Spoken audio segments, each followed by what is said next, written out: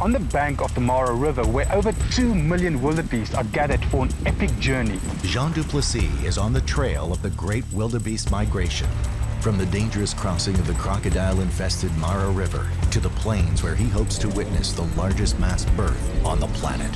Just arrived on the short grass plains, and with us arrived this enormous herd. The predators in this area must be thinking this is Christmas arriving. But unusual weather patterns threaten to disrupt this year's migration. In Africa, nothing is guaranteed, especially for these nomads of the Serengeti.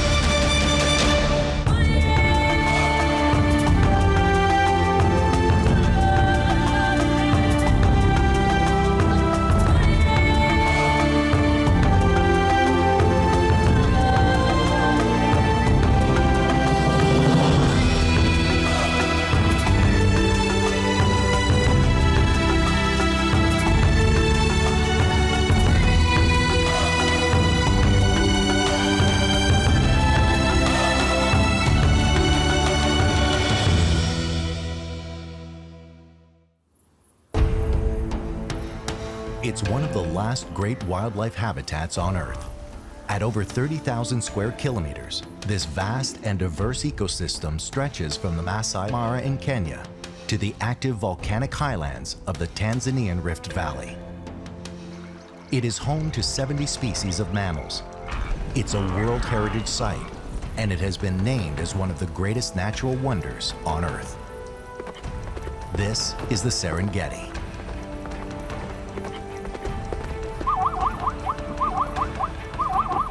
The name Serengeti comes from the Maasai language. It means endless plains. At its center is the migration, where more than 2 million wildebeest and zebra move in a continuous year-long cycle, driven by two distinct rainy seasons. They follow the rains to find the best grazing. Where there are millions of animals, you are sure to find predators and scavengers in abundance. They all play an important part in this circle of life on the Serengeti Plains. For 20 years, wildlife expert and safari guide Jean Duplessis has guided clients to see parts of the migration. Now he plans to follow the wildebeests from the north to the short grass plains. That's where the females will drop their young in the largest mass birth on the planet.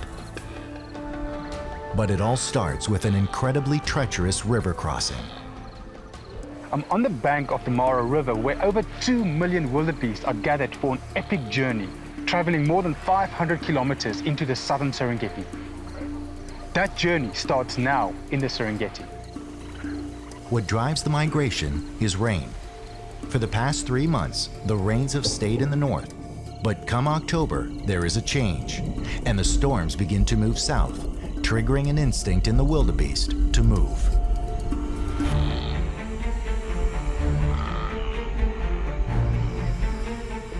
Their first major obstacle is to cross the treacherous Mara River. And this morning, Jean is in the middle of the action.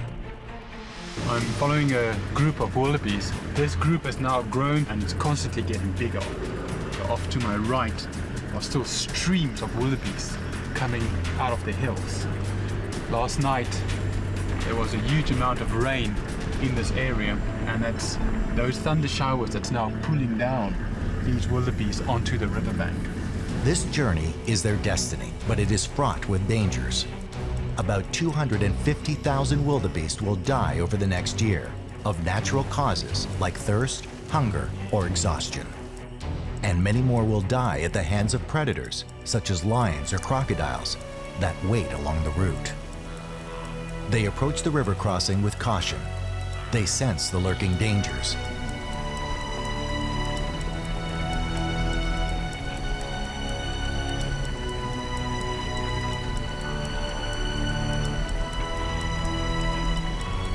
But their instinct to move is stronger than their fear.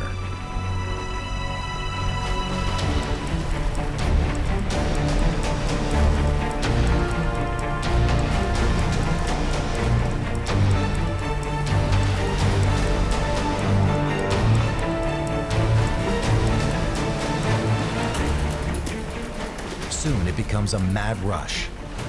Now there are thousands jumping in. There are over 2 million wildebeest and zebra. It will take several weeks at many different crossing points before they have passed. The Mara's crocodiles hope to get in one last feed.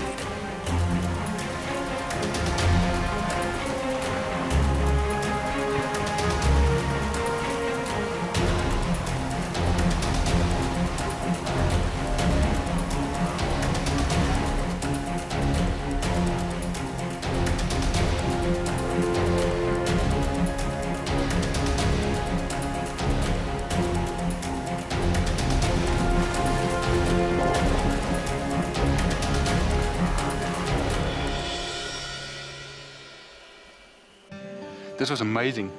Just towards the end of the crossing, there was this enormous croc that got hold of a yearling and literally just took the entire head of this wildebeest in his mouth, and all of them submerged, and that's the last we ever saw of all of them.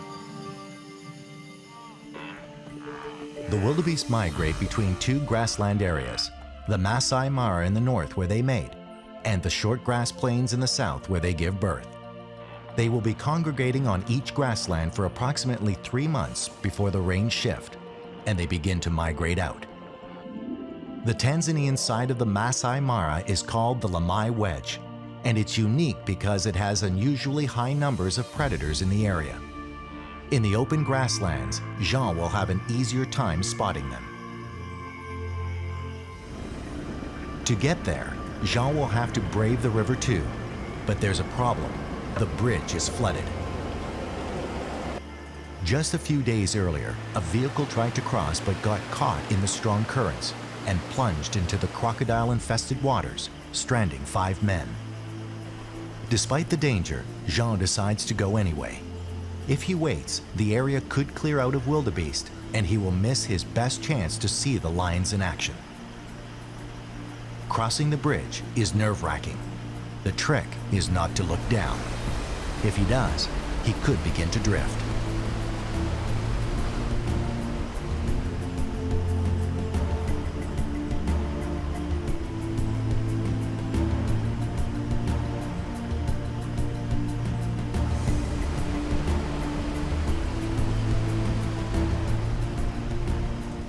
Jean's experience serves him well. He makes it safely across to the Lamai Wedge. When looking for lions, the easiest way to find them is to look for these clearings in between the herds of wildebeest. I mean, this time of the morning they would more than likely be moving, or they already be on the kill. But about an hour or two from now it would get too warm and they would be searching for shade. But for now we're focusing on the plains. I would get to a bit of an elevation and then scan with binoculars and see if we can pick them out. Wildlife expert and safari guide Jean Duplessis is in the northern section of the Serengeti following the wildebeest as they migrate around the massive Serengeti ecosystem.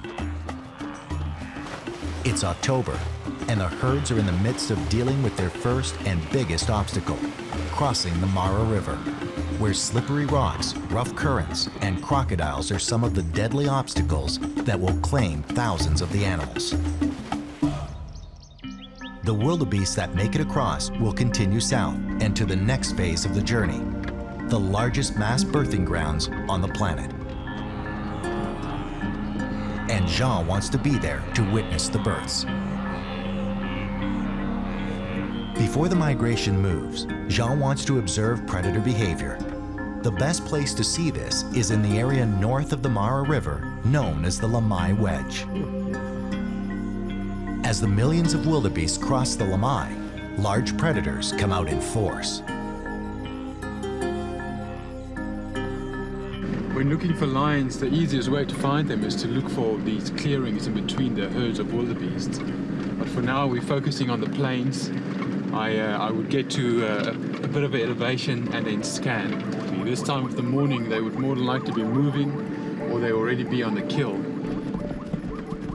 Jean is looking for one of the clear signs of a kill, birds of prey circling above the Serengeti.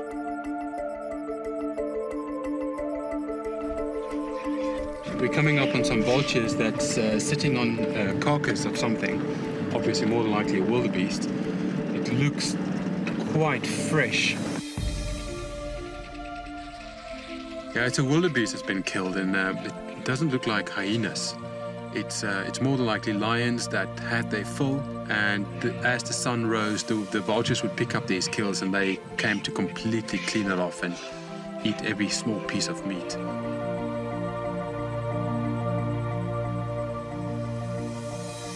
With wildebeest kills scattered everywhere, Jean takes a closer look to see what he can learn about the predator behavior in the area.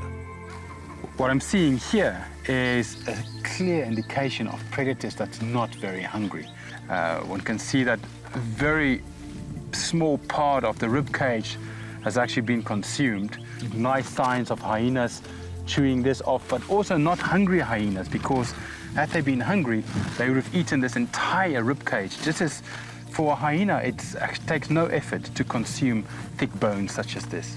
Other things that point out to me are the skin that remains, the legs, and generally when there's huge competition for food in an area, hyenas would come in and grab a piece of leg and would run off. So the entire carcass would disperse over a very big area.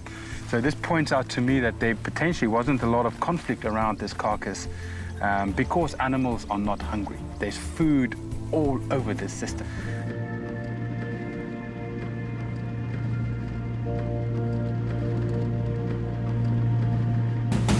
I've got some hyenas in a kill here. It's a fresh kill. They all kind of feeding quite ferociously. There's about 5-6 of them, and a lot of them are still kind of pups. What's very interesting is there's a silverback jackal that's constantly darting in and trying to take a bite, but these hyenas are having none of that, and they tend to kind of chase him off.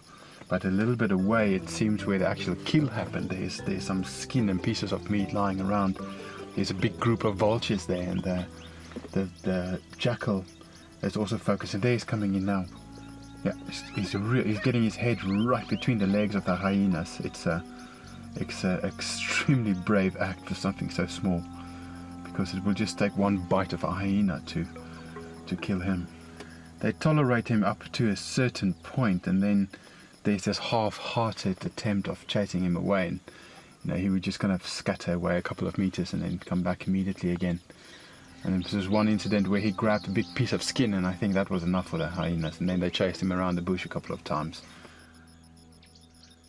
Interesting, these hyenas will consume most of that carcass. They've got incredibly powerful jaws, huge carnassial teeth, where when lions would feed on the kill, they would not eat the bones as much as hyenas would do that, and most of the rib cage is already gone. There's so much food around.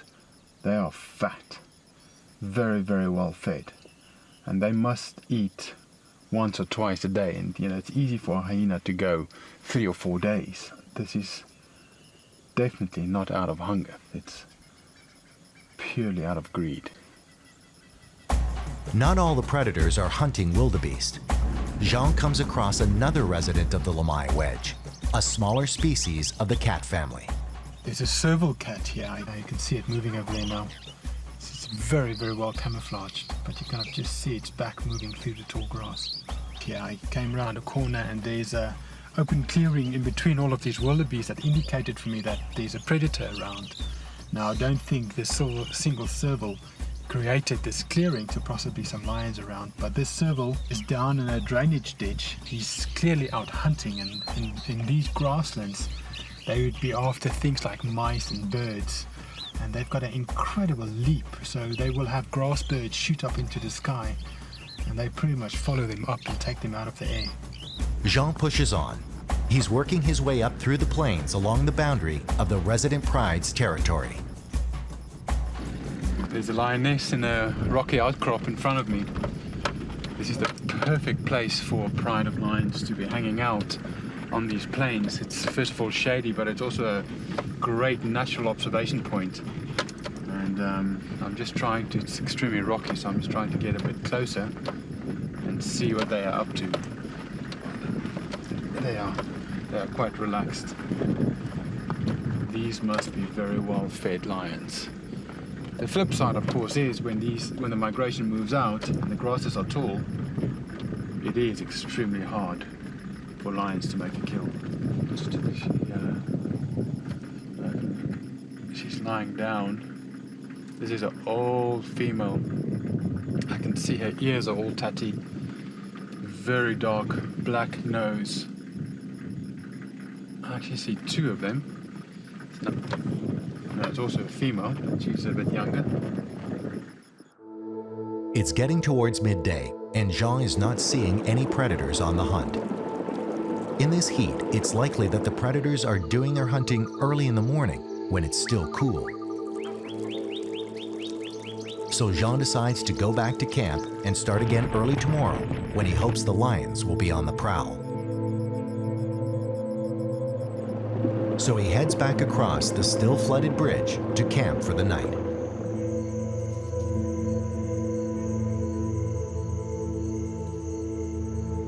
The following morning, he starts out at sunrise. Within minutes, he gets lucky. A pride of lions has made a kill. These guys are our resident pride. They are living fairly close to camp, and they must be the most fortunate lions in the Serengeti at the moment, having their entire migration moving through. Every wildebeest in the area kind of move past here on these shorter grass. So the only thing they need to do is just lie up in this drainage area, and it's literally littered with carcasses. And they are the carcasses for wildebeest right now. Right now, it's only the cubs feeding. There's quite a few cubs, two different ages, around 4 to 6 months. These cubs are now feeding into a bit of a game, and he's constantly trying to pull this carcass away from the rest of the group. It's also good practice for later on in life. Living on the Serengeti is a mixed blessing for the lions. During the migration, the resident prides eat well, but once the wildebeest have left the area, the lions have to survive on leaner times.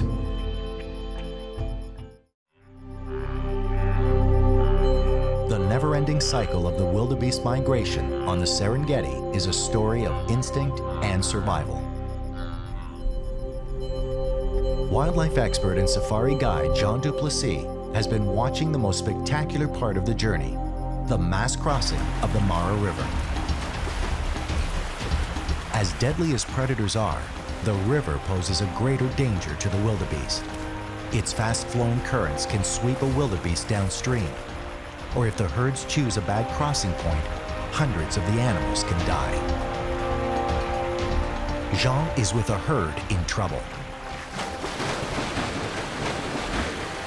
This is like worst case scenario. This is a very bad place for them to cross. The far side is kind of piling up with bodies, and then these guys down below just cannot get out of the river because of all of these exits being just congested by dead animals. You know, as far as one look down the river, there's just bodies drifting all the way down, and that's going to get trapped down in a rapid a bit lower down. And there's still hundreds of thousands of wildebeest coming in behind me, waiting to cross here. And for the young and adolescent wildebeest in the herd, crossing the Mara is especially dangerous. For an adult wildebeest, it's one thing to cross a high, fast-flowing river like this, but it's a massive challenge for the younger ones. In February, March this year, a lot of new wildebeest were born, so they made the journey up into the Masai Mara, and they crossed a much lower river. So they went into the Mara, and now suddenly they're coming back facing these massive currents, and that's a huge challenge for an animal that's not even a year old yet. The majority of the carcasses that I can see here are actually yearlings of these young ones that just could not get through this deeper river. Also, by the time that a wildebeest calf reach about this stage, they've more than likely separated from their mothers. So they form these little groups or herds of calves. And a lot of times you'll have a yearling herd that will cross by themselves. And that can be catastrophic for an entire herd of that, like that, if they hit a river. that is flowing as fast and deep as this right now. And you can see there's like hundreds of vultures and storks that's kind of sitting on top of this island and is now eating these dead animals. These vultures are the cleanup crews of the Serengeti, and without them it would really just be a mess of rotting bodies. Big groups of vultures like this can consume thousands of kilograms of meat in one day, so they form a crucial part in the cleaning up of the Serengeti. It is very difficult for vultures to actually tear up the skin of these tough wildebeest, so they have to wait for the bodies to partly decompose. Luckily, we're sitting a little bit upwind from all of this because it must just smell incredibly bad as you go downwind from this. The crossing was catastrophic for this group. But what is bad for one species is good for another. Although scavengers like vultures sometimes get a bad rap, the work they do is of vital importance to the Serengeti. If all these carcasses were left to rot, the entire ecosystem would be in danger of contamination from diseases that go along with the rot. Vultures feed on dead meat or carrion. They can strip a carcass in a few hours. Surprisingly, it's not lions that eat the most meat, but vultures. The birds eat 70% of the meat on the plains.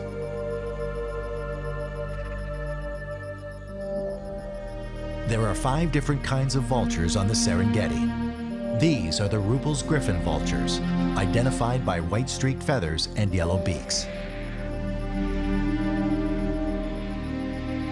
These vultures don't make their nests in trees, they lay their eggs on cliffs.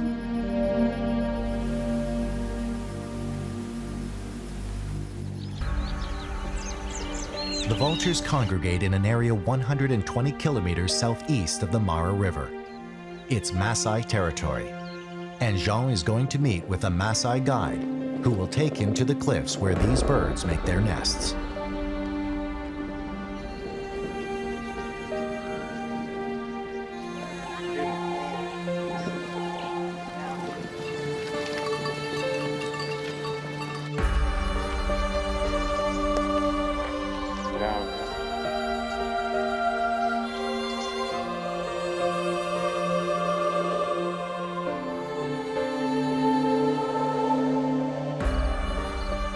This gorge is called O'Carrion Gorge, and this is one of very few breeding sites for these Ruppel's griffon vultures. These cliffs behind me are white with their droppings, and they must have used this area to breed for thousands of years. And it's the ideal nesting site for them because it's not entirely flat cliffs. There's hundreds of these little ledges that makes the perfect nesting site, and a nest really isn't much more than a couple of rough sticks thrown into a heap, and that's where the female will lay her eggs. This couple will pair up for the breeding season and form a monogamous pair, and together they would raise the chicks. What's quite amazing about these vultures are that they need to make daily excursions into the Serengeti plains to feed, and at the moment when the migration is down here in the short grass plains, it might only be about 50 kilometers, but as the migration moves northwards later on in the year, it can be hundreds and hundreds of kilometers in a return journey for them to go feed and come back to their chicks. It's interesting how they handle these huge journeys. It's not like they fly there and flap their wings. They would shoot up immediately from here into a high thermal. All around this gorge is extremely hot, so very effective thermals, taking them thousands of feet up into the sky, and they basically just glide down into the area the migration would be that time of year. These vultures are the highest flying birds in the world. They can reach altitudes of 11,000 meters above sea level. They are big birds. Adults have a wingspan of just over 2.5 meters.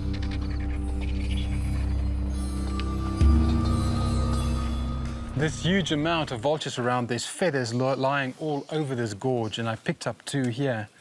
This one here is a secondary feather, and this is a primary. These primaries are going at the edges of the wings, and that's what creates a lift for the bird when they flap their wings. And it's these secondaries that will keep the bird in the sky when it's actually soaring up in these thermals. The reason why birds do preening is they fix their feathers, where they bring these together and they stick them like Velcro. And this will create this solid platform for them to get up in the sky.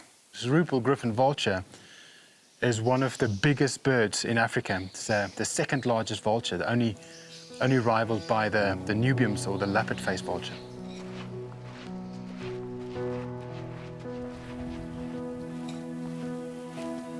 This is now where the gorge narrows, and when there's flash floods, this must be pretty deep. And quite incredible to think about that this gorge has been here for hundreds of thousands of years, and we are very close to the cradle of man, Olduvai Gorge. So some form of hominid must have been walking through here, getting water in the dry season, probably for the last 100,000 years.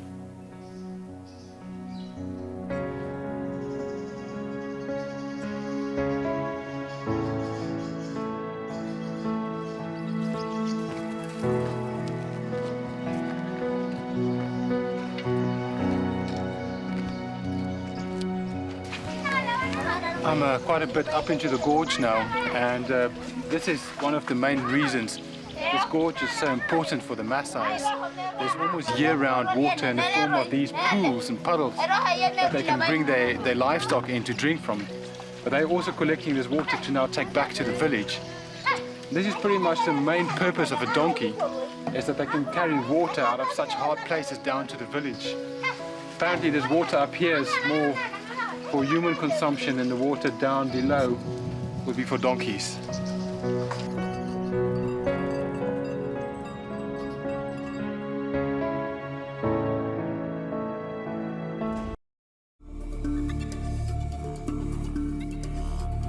It's January in the Serengeti, where wildlife expert and safari guide Jean Duplessis is following the year-long wildebeest migration. It's now been 3 months since the herds finished the most dangerous part of the trip, the crossing of the Mara River. All throughout that 250-kilometer leg, the wildebeest have had to contend with predators. It is a war of attrition, but the first herds have made it through and begin to push out of the woodlands. The wildebeest are now heading to the southern shortgrass plains, where perhaps the most important event of the annual migration takes place. This is where the females give birth to more than 200,000 young over a 3-week period. It is the largest mass birth on the planet, and a spectacle that Jean does not want to miss. It's incredible. We just arrived on the shortgrass plains, and with us are arriving this enormous herd of wildebeests. And they're all funneling through this gully right now, and on the other side of the plain must be tens of thousands of wildebeest. The roads are clearly very wet, meaning there must have been a big thunder shower here last night, and that's the driving force for the migration. There's very little instinct in these guys. It's all about following the rain, and this is where it's raining right now. So last night they must have seen the thunder, smelled the rain in the water, and this is why they are moving into this area. And this is generally what pulls the wildebeest from the north to the south, are these thunder showers that move from the north down into this area. The grasses here are fantastic. Right now I'm not seeing any young calves with them, which is great for us, because giving us some great opportunity to potentially witness a birth. But some of these females are looking very round and ready to pop. I'm certain in the next week we will see some births.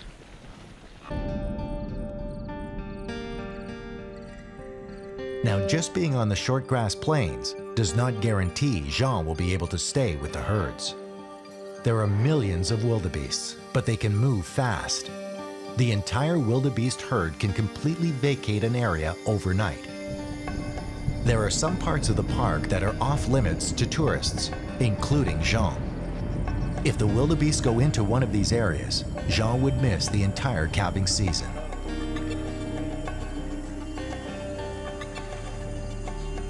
Jean has decided to base himself at sanctuary camps in a spectacular area known as Kusini.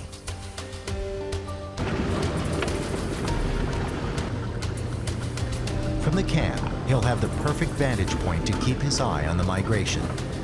Its central location should keep Jean in striking distance when they begin dropping their young. But even the best thought-out plans are subject to approval by Mother Nature.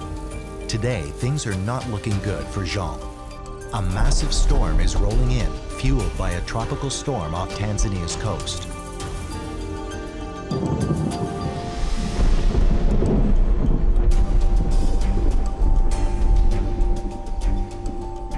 An entire month's rain, nearly 20 centimeters, falls overnight on the short grass plains, turning the entire area into a swamp. The rains have triggered the herds to move again, but the heavy dump has created a major problem. Reports say the roads are impassable and that vehicles are stranded all over the plains. If he waits, he could lose track of the herds. So Jean decides to brave the conditions.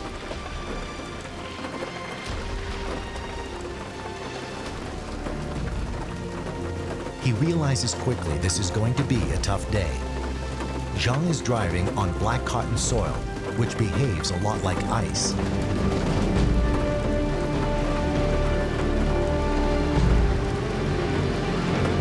Trick is to keep the car moving. If he stops, he won't have the traction to get moving again.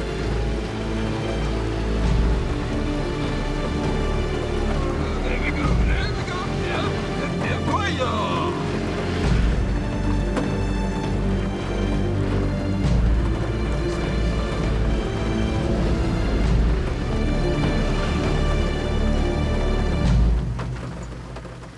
Not good.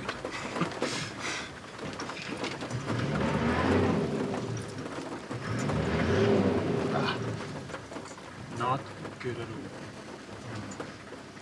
However, we've got a hyena to our right. Nothing's going to help us much right now.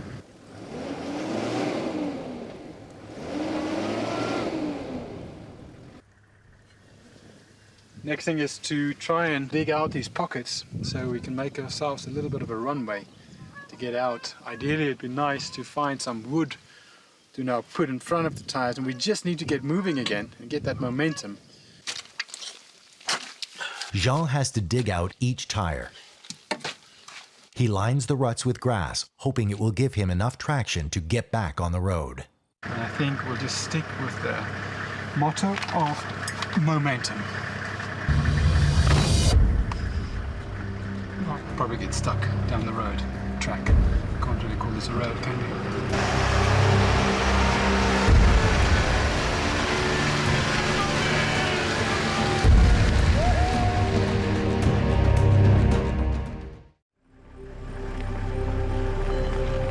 Wildlife expert Jean Duplessis is following the wildebeest herds as they travel through the Serengeti on their year-long migration. They are just days away from the most important event in their yearly migration, where the wildebeest females give birth to 200,000 young over a 2 to 3 week period. It is the largest mass birth on the planet.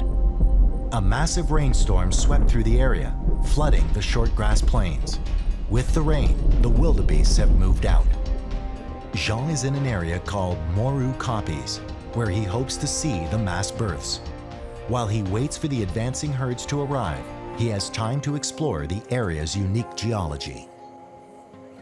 This area is known as Moru Koppies, and the word koppie is really a Dutch word that refers to these rocky outcrops. That's such a prominent feature all around us.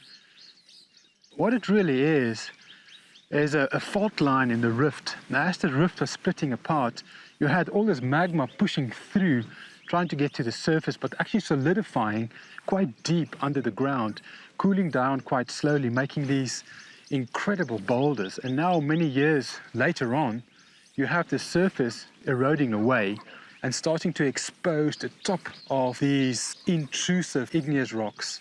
And it makes very nice refuge for things like lions.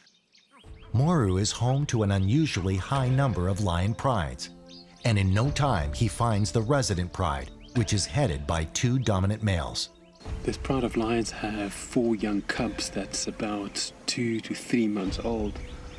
Right until now, it's been extremely quiet here in terms of prey, so it must have been hard going for this pride to even get these cubs to be 2 months old. Soon it's going to be like a massive party on their doorsteps all the time with these millions of wildebeest pushing into these plains. In spite of the king of the beast reputation, territories are actually controlled by the females. They're the ones who create the social structure, raise the cubs, and do most of the hunting. Prides have as many as 5 or 6 females and their cubs. This is possibly the best time for lions to have cubs here in the southern Serengeti. All around the southern plains are drying out, and here in Morucopis are the last areas with green grass. And about in a week's time, you'll have all these herds of wildebeest pushing into Morucopi, making it extremely easy for these lions to kill something and have a constant source of food. While the territory is controlled by the females, the prides are controlled by the males. In the key areas, it takes more than one male to hold a pride. That is known as a coalition. This pride is controlled by a coalition of 2 strong males.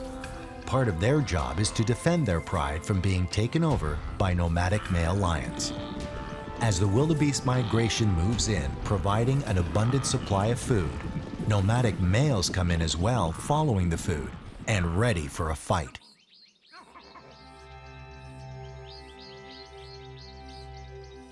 Males are forced out when they're about 2 years old. They are looking to establish or take over a pride of their own. And for a lion, there is no better place than Morucopis.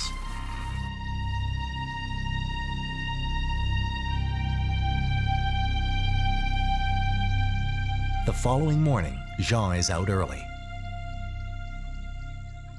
and immediately finds a serious threat to the resident pride. I just came across 3 nomadic male lions.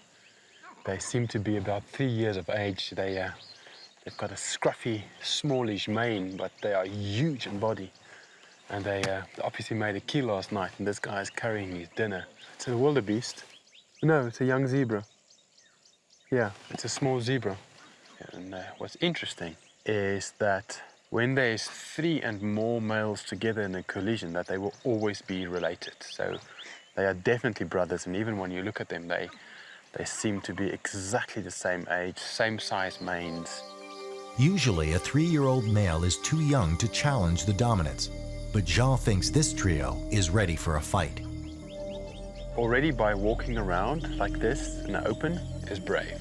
A nomadic lion, theoretically, is always sneaking through the territory of a dominant male somewhere. And that dominant male is constantly looking out for guys like this to come and beat up. Generally, a lion will be dominant in a pride when it's about age 5 or 6 even. But 3 big brothers like this will more than likely be able to overthrow all the males in the pride when they are only 4, 4.5. These guys are so powerful that they might dominate a couple of prides of females, especially like an area like Morucopis where you've got so much diversity in landscape. There's quite a few prides of females in a fairly small area, and they can quite easily become dominant over 2 or 3 prides of females, making them, of course, very powerful. It's rare in the Serengeti that the male lion gets much older than 10, at a push 12, and it's quite common that a lion in a zoo can reach age 20, 25. There's even a lion in Germany in a zoo that's age 40. But out here in the wild, where they need to really work for a life, that cuts a few years off their lives.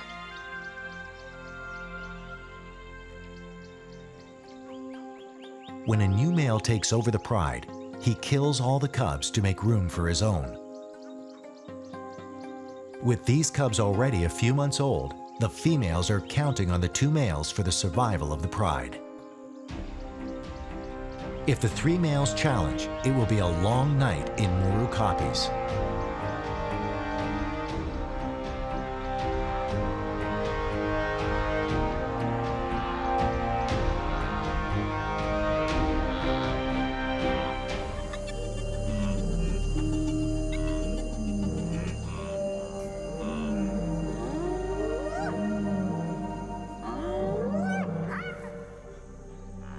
After a noisy night, Jean heads out before sunrise.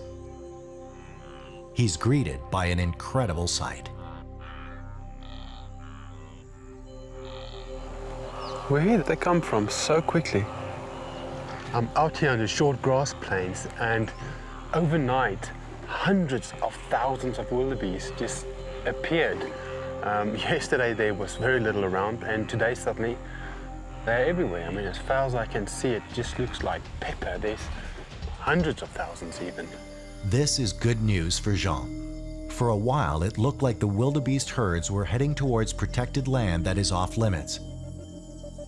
It would mean that he would not be able to witness the mass births. And our objective still is to find a female giving birth. Right now, there's no calves around, which is a very good sign for us, because once the calving starts, it's a very rapid process, and these females will all be dropping their calves to, I guess, flood the market. There would just be too many calves for predators to take advantage of. Jean is not the only one out cruising the herds. He finds the dominant male lions, but by the looks of them, there was an epic battle during the night. They are both beaten up quite badly. The one had a real messed up eye, and the other one had quite a bad limp. They may look badly injured, and they've lost a lot of fur around their manes, but they seem to have won the fight against the nomadic males. If a dominant male will get injured in a fight, he's extremely fortunate to be dominant inside a pride, because these females will continue to hunt and he can benefit from their efforts and the food that they catch. There's 5 lionesses walking through the herd. There's this kind of classic lion hunting behavior in the migration, as they are looking for anything that might be injured that's just easy pickings, and it's almost like, why expel any energy if you don't have to?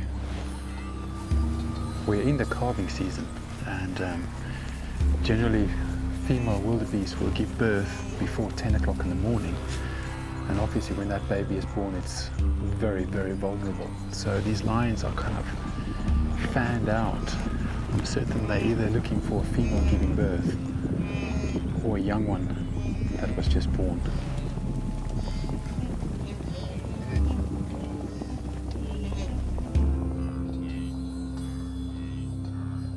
So these lions didn't make a kill, but they are not very well fed. So they will definitely have to hunt within the next 12 hours, probably later this afternoon when it cools down again. And I suspect now they're heading into one of these koppies where the wildebeest will also need to drink during the day. And they're probably going to lie up there and hope for a better chance later. Wildlife expert Jean Duplessis has been following the great wildebeest migration since October, when the 2 million animals made their deadly and dangerous crossing of the Mara River, where thousands died. It's now February, and the survivors have made it to the short grass plains, where the females are about to give birth. It is a true phenomenon of the natural world, the largest mass birth on the planet. We just got a call from one of our drivers saying that he's with 2 wildebeest that are giving birth. So we're just trying to race to get there, because once it starts, it's quite quick for it to happen. It's interesting that wildebeest will only give birth up until about 10 o'clock in the morning, because the baby will need the rest of the day to get strong to be running by nightfall and escaping predators. Jean makes it to the area where his guide and clients have a front row seat. We just passed a female with her leg sticking out of her, so there's a birth about to happen.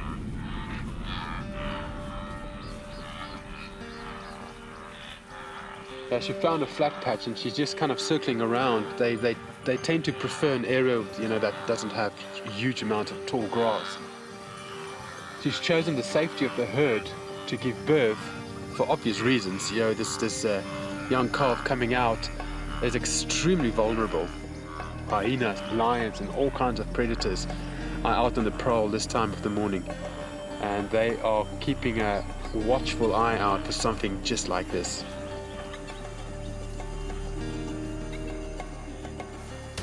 Yeah, it's gonna happen any moment now. There you go, she just stood back up.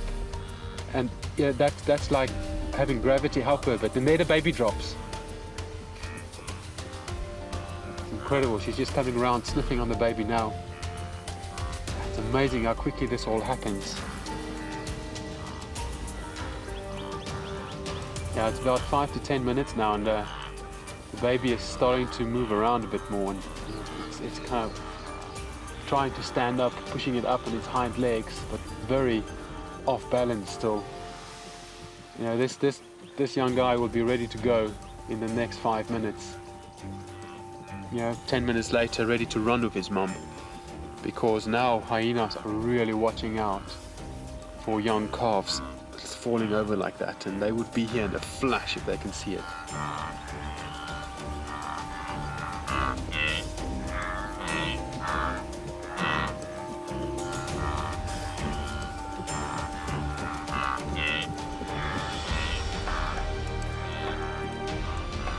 There you go, a new generation starting all over. In a few months' time, this baby would even be strong enough to start up the migration up north, and by July, August, even cross the Mara River. It's incredible to think that that little thing just born there, so helpless, in 6 months' time will be crossing huge rivers full of crocodiles that's like 12, 13 feet long. You know, and besides that, of course, they also have to travel 400 kilometers to get there through hyena and lion infested savanna. For just over 3 months, Jean has been following the first leg of one of the greatest journeys in nature, the wildebeest migration. From the crossing of the Mara River to the mass birthing grounds, the millions of animals are in constant motion. Their movement is crucial to the Serengeti ecosystem. Everything in it thrives off their impact, from the grasses, insects, to the birds and predators. Everything is connected, defining the circle of life on the Serengeti.